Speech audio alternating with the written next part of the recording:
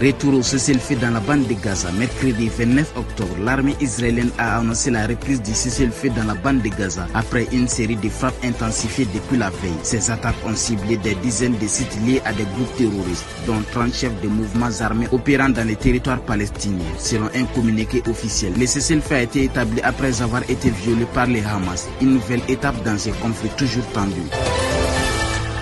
Bilan tragique des frappes israéliennes à Gaza. Ce mercredi 29 octobre, la défense civile de Gaza a fait état de nouveaux bombardements israéliens meurtriers au cours de la nuit de mardi à mercredi. Au moins 50 personnes, dont 22 enfants, ont perdu la vie dans ces frappes, qui ont également fait plus de 200 blessés. Mahmoud Bassal, porte-parole de la défense civile, a dénoncé une violation flagrante de l'accord de cessez-le-feu et qualifié la situation de catastrophe pour la population palestinienne. Les frappes se poursuivent, plongeant Gaza dans une violence insupportable.